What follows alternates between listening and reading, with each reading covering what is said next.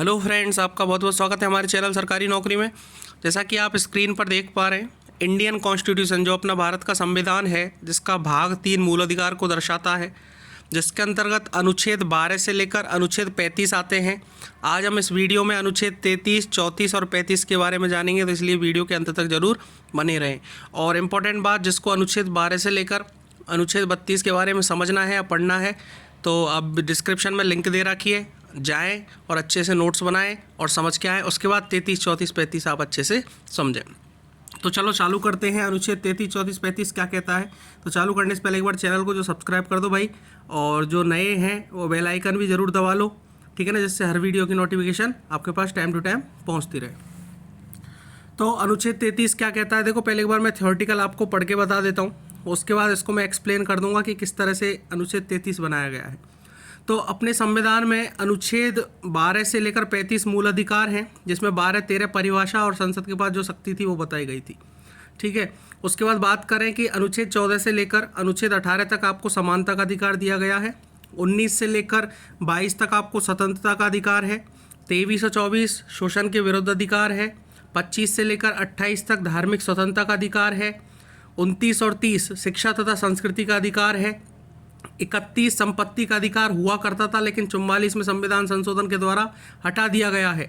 उसके बाद 32 जो सबसे इम्पोर्टेंट है, संविधान की आत्मा बोलते हैं, संवैधानिक उपचारों का अधिकार दिया गया है। तो इस तरह से अनुच्छेद 12 से लेकर 32 तक मैंने आपको सारे वीडियो बना के बता दिए। तो अब 33 की बात करें तो 33 में बोला गया है, इस भाग द्वारा प्रदत्त अधिकारों का, बलों का आदि का लागू होने में उपांतरण करने की जो संसद के पास शक्ति है वो समझाई गई है। एक्चुअल में बोला गया है कि संसद विधि द्वारा अवधारण कर सकेगी कि इस भाग द्वारा प्रदत्त अधिकारों में से कोई सशस्त्र बलों के सदस्यों को और दूसरा लोक व्यवस्था बनाए रखने का भरसाधन करने वाले सदस्यों को। देखो एक्चुअल में क्या होता है, मूल अधिकार को सीमित करने के बारे में बताया। एक्चुअली मूल अधिकार को सीमित कैसे, कि जो सेना के लोग होते हैं उनको मूल अधिकार नहीं दिया गया है। जैसे सेना के लोगों को मूल अधिकार, अभी सेना के लोग बोलते हैं कि हमें मूल अधिकार है, हमें स्वतंत्रता का अधिकार है, हमें किसी भी तरह का संस्था खोलने का अधिकार है, या हमें किसी भी तरह की व्यक्तिगत स्वतंत्रता है, अभिव्यक्ति बोलने की स्वतंत्रता है। तो इस तरह से सेना के पास ये स्वतंत्रता नहीं दी गई है। अब सेना के लोग ये बोलते हैं कि सबके साथ इक्वलिटी होनी चाहिए, तो वहाँ का जो उनका सीनियर है और जो नीचे जूनियर है, उस तरह से उनका अलग नियम चलता है। तो इसलिए मूल अधिकारों को सीमित करने के लिए सेना के पास ये अधिकार नहीं दिए गए। दूसरी बात करें तो आसूचना या प्रति आसूचना के प्रयोजनों के लिए राज्य द्वारा स्थापित किसी ब्यूरो या अन्य संगठन में नियोजित व्यक्तियों को, इसका मतलब ये है कि जो अपने देश के गुप्तचर हैं, जो दूसरे देशों में है, पाकिस्तान हुआ, अमेरिका हुआ, ब्रिटेन, जितने भी देश हैं वहाँ पर जो अपने गुप्तचर हैं, यदि वो गुप्तचर स्वतंत्रता मांगेंगे, गुप्तचर यदि मूल अधिकार मांगेंगे, तो फिर उनका गुप्तचर रहने का कोई मतलब नहीं निकलेगा। इसलिए गुप्तचरों पे भी ये मूल अधिकार लागू नहीं होते हैं। अभी यदि वो मीडिया में आके सारी बातें बोल देंगे तो फिर किस बात के वो गुप्तचर रहे। तो इसलिए गुप्तचर है, सेना के लोग हैं। और भी एग्जाम्पल बताऊं, राजदूत है, अपने भारत के जो राजदूत हैं बाहर जो दूसरे देशों में स्थापित है।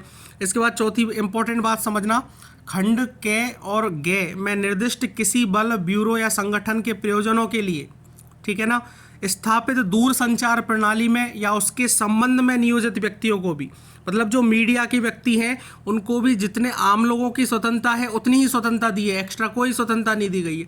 जैसे एग्जांपल के तौर पे आपको मैं बात बताऊं कि 2008 में जब बॉम्बे का ताज होटल वाला जो कांड हुआ था, आतंकवादियों ने जो हमला किया था, उस कंडीशन में ऊपर से सेना को उतारा गया था, उसकी लाइव कवरेज दिखाने की कोशिश की गई थी, जिसके कारण एक सैनिक मारा भी गया था। तो इस तरह से कोई अधिकार अपने मीडिया को एक्स्ट्रा नहीं दिया गया है, जो नॉर्मल अधिकार है वही दिए गए हैं। तो मीडिया भी देश हित में काम करते हुए काम करेगी।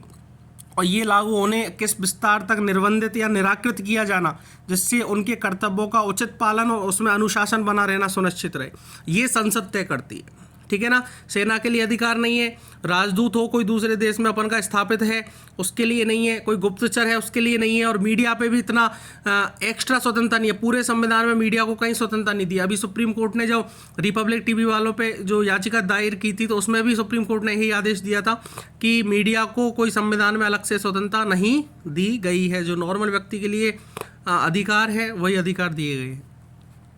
इसके बाद बात करें अनुच्छेद 34। ठीक है। अनुच्छेद 34 का मतलब होता है कि जब किसी क्षेत्र में सेना विधि प्रवृत्त है, सेना विधि का मतलब वही आपातकाल होता है जब सेना का शासन लगा दिया जाता है, तब इस भाग द्वारा प्रदत्त अधिकारों पर निर्बंधन। देखो, सेना विधि प्रवृत्त का मतलब एक तो ये कंडीशन है कि आपातकाल लग जाए, और नॉर्मल सेना भी यदि किसी काम के लिए वहाँ बुलाई गई है तो फिर सेना का नियम लगेगा। जो मार्शल लॉ होता है, सैन्य कानून जो होता है, उसको लागू होने पर जो मूल अधिकार हैं वो सीमित हो जाते हैं। ये इस अनुच्छेद में बताया, एक बार मैं पढ़ के बता देता हूँ फिर और समझा दूंगा। इस भाग के पूर्वगामी उपबंधों में किसी बात के होते हुए भी संसद विधि द्वारा संघ या किसी राज्य की सेवा में किसी व्यक्ति की या किसी अन्य व्यक्ति की किसी ऐसे कार्य के संबंध में क्षतिपूर्ति कर सकेगी जो उसने भारत के राज्य क्षेत्र के भीतर किसी ऐसे क्षेत्र में जहां सेना की विधि प्रवृत्त थी व्यवस्था के बनाए रखने या पुनर्स्थापन के संबंध किया है, और ऐसे क्षेत्र में सेना विधि के अधीन पारित दंडादेश दिए गए दंड आदित संपन्न या किए गए अन्य कार्य को विधिमान कर सकेगी। इसका मतलब ये है कि जिस क्षेत्र में यदि सेना का लॉ लगा हुआ है, मार्शल लॉ लगा हुआ है, उस कंडीशन में भी आपके मूल अधिकारों को कम किया जा सकता है या फिर ख़त्म किया जा सकता है। ये अनुच्छेद 34 कहता है। इसके बाद अनुच्छेद 35 में क्या बताया गया है कि अनुच्छेद 35 में संसद को शक्ति दी गई है। संसद को किस तरह से शक्ति दी है, देखो एक बार इसमें बता दूं क्या लिखा हुआ है। इस भाग के उपबंधों को प्रभावी करने के लिए विधान, ये किसके पास शक्ति है, केवल संसद के पास शक्ति है, ठीक है ना। संसद मूल अधिकार को अधिक प्रभावी बनाने के लिए, मूल अधिकार जैसे जब संविधान का निर्माण हुआ था, संविधान जब बनाया था उस टाइम कोई मूल अधिकार रह गया हो या कोई ऐसा मूल अधिकार हो जो अब जिसकी अब ज़रूरत हो, तो इस तरह से कोई भी मूल अधिकार बनाने के लिए शक्तिशाली कानून बना सकता है, लेकिन मूल अधिकारों का हनन नहीं कर पाएगा, छीन नहीं पाएगा। मूल अधिकारों की शक्ति बढ़ा सकता है, पॉजिटिव चीज़ें बढ़ा सकता है, नेगेटिव नहीं कर सकता। ये संसद को अधिकार है। जैसे संसद को शक्ति होगी, किसी राज्य के विधानमंडल को शक्ति नहीं होगी, राज्य के विधानमंडल को शक्ति नहीं दी है, केवल संसद को शक्ति दी है। जिन विषयों के लिए अनुच्छेद 16 के खंड 3, अनुच्छेद 32 के खंड 3 और अनुच्छेद 33 और 34 के अधीन संसद विधि द्वारा उपबंध कर सकेगी, उनमें से किसी के लिए ऐसे कार्यों के लिए जो इस भाग के अधीन अपराध घोषित किए गए हैं दंड भेद करने के लिए अधिकार है। कोई यदि मूल अधिकारों का फ़ायदा उठा रहा है और अपराध किया है किसी ने कोई, तो उसके लिए संसद मूल अधिकार उससे छीन भी सकती है, ठीक है ना। संसद इस संविधान के प्रारंभ के पश्चात यथाशीघ्र ऐसे कार्यों के लिए जो उपखंड सेकंड में निर्दिष्ट है दंड भेद करने के लिए विधि बनाएगी, बिल्कुल विधि बनाएगी, ये नियम बताया गया, ठीक है। खंड के उपखंड फर्स्ट में निर्दिष्ट विषयों में से किसी से संबंधित या उस खंड के उपखंड सेकंड में निर्दिष्ट किसी कार्य के लिए दंड का उपबंध करने वाली कोई प्रवृत्ति विधि जो भारत के राज्य क्षेत्र में संविधान के प्रारंभ से ठीक पहले प्रवृत्ति उसके निबंधनों के अनुच्छेद 372 के अधीन उसमें किए गए किन्हीं अनुकूलन या उपांतरणों के अधीन रहते हुए तब तक प्रवृत्त रहेगी जब तक उनका संसद द्वारा परिवर्तन या निरसन या संशोधन नहीं कर दिया जाता। जैसे अपना संविधान जब लागू हुआ था उससे पहले कुछ नियम चलते थे, लेकिन ऐसे कोई नियम हो जो संविधान के मूल अधिकारों का, जो व्यक्ति के मूल अधिकार हैं उनका हनन कर रहे हैं, तो उन संविधान का संशोधन करके उन नियमों को भी हटा सकती है, और जो नियम ऐसे नहीं है जो मूल अधिकारों का हनन कर रहे हैं उनको कंटिन्यूस रख भी सकती है। प्रवृत्ति विधि का मतलब जो अनुच्छेद 372 में, अनुच्छेद 372 पढ़ेंगे जब अच्छे से समझ में आ जाएगा, ठीक है ना। तो इस तरह से अनुच्छेद 33, 34, 35, 33 में मूल अधिकार को सीमित जो सेना है, राजदूत है, गुप्तचर है, मीडिया, इनके लिए बनाया। 34 मार्शल लॉ जो सैन्य कानून लागू होने पर मूल अधिकार सीमित हो जाएंगे, और 38 में संसद को मूल अधिकार को अधिक प्रभावी शक्तिशाली बनाने के लिए कानून बनाने का निर्णय किया गया है। अब छोटा सा मैं एक इंपॉर्टेंट चीज़ बता दूं कि आपसे यदि पूछे कि अपने देश में कितने मूल अधिकार हैं, तो 6 मूल अधिकार है। समानता का, स्वतंत्रता का, शोषण के विरुद्ध, धार्मिक स्वतंत्रता, शिक्षा तथा संस्कृति और संवैधानिक उपचारों का अधिकार। संपत्ति का अधिकार हटा दिया गया है 44वें संविधान संशोधन के द्वारा। यदि इस तरह से क्वेश्चन आए कि निम्न में से कौन सा मूल अधिकार नहीं है और उस क्वेश्चन में बोल दे कि सूचना का अधिकार, तो बिल्कुल सूचना का अधिकार अपना मूल अधिकार है, जो आपका अनुच्छेद 19 है। स्वतंत्रता का अधिकार जो है उसी में, स्वतंत्रता का अधिकार में जो अभिव्यक्ति करने की स्वतंत्रता है, कि बोलने की स्वतंत्रता है, उसी के अंदर ये सूचना का भी अधिकार जोड़ दिया गया, ठीक है। यदि बोले कि शिक्षा का अधिकार मूल अधिकार नहीं है, बिल्कुल शिक्षा का अधिकार भी जोड़ दिया गया 21 के में, अनुच्छेद 21 के में आपको मैंने पढ़ाया था, शिक्षा का अधिकार भी ऐड कर दिया गया है। तो इस तरह से कोई क्वेश्चन आए कौन सा मूल अधिकार नहीं है, तो ये बिल्कुल मूल अधिकार है। सूचना भी है, शिक्षा भी है, संवैधानिक उपचारों का अधिकार, शिक्षा तथा संस्कृति का, धार्मिक स्वतंत्रता का, शोषण के विरुद्ध अधिकार, स्वतंत्रता का और समानता का अधिकार, ये सब क्या है, मूल अधिकार है। दूसरा इंपॉर्टेंट चीज़ बताऊं कि कौन से मूल अधिकार नहीं है। आप यदि हड़ताल कर रहे हो तो ये मूल अधिकार नहीं है, ठीक है ना। यदि कोई आपने चक्का जाम कर दिया तो ये मूल अधिकार नहीं है। जैसे आप चक्का जाम कर दोगे तो फिर अनुच्छेद 19 का उल्लंघन हो रहा है। किसी दूसरे की मूल अधिकार जो है अनुच्छेद 19 में जो बताया गया है कि घूमने की स्वतंत्रता जो भी है 19, 20, 21, 22 इनमें बताया गया है कि जो घूमने की स्वतंत्रता है उसका हनन हो रहा है, ठीक है ना।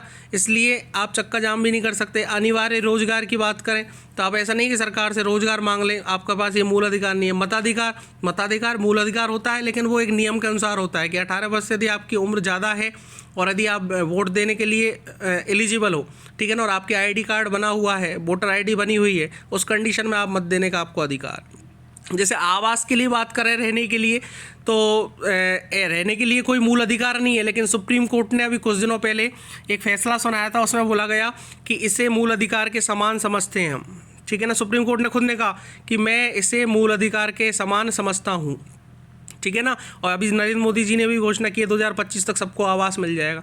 तो इस तरह से ये मूल अधिकार नहीं है, लेकिन आवास को फिर भी मूल अधिकार माना है सुप्रीम कोर्ट ने, ठीक है। तो और तीसरी इंपॉर्टेंट चीज़ ये कि ऐसे कौन से मूल अधिकार हैं जो केवल इंडियन को दिए जाते हैं। तो अनुच्छेद 15, 16, 19, 29 और 30 याद रखना। 15 है जाति, धर्म, जन्म स्थान के आधार पर जो स्वतंत्रता दी गई है। जैसे अब जन्म स्थान पे बात करें तो अपने जहाँ जो हिस्टोरिकल प्लेस हैं इंडिया में, यदि कोई बाहर का व्यक्ति आता है उसके लिए अलग चार्ज लिया जाता है, फीस लिया जाता है। अपन नॉर्मल व्यक्ति जो यहाँ के नागरिक हैं वो जाते हैं तो उनके लिए अलग फीस होती है। तो अभी यदि वो जाएं तो फिर ऐसे तो फिर अलग अलग इनके साथ भेदभाव हो गया। तो इसलिए केवल इंडिया के लिए ये नियम, ठीक है ना।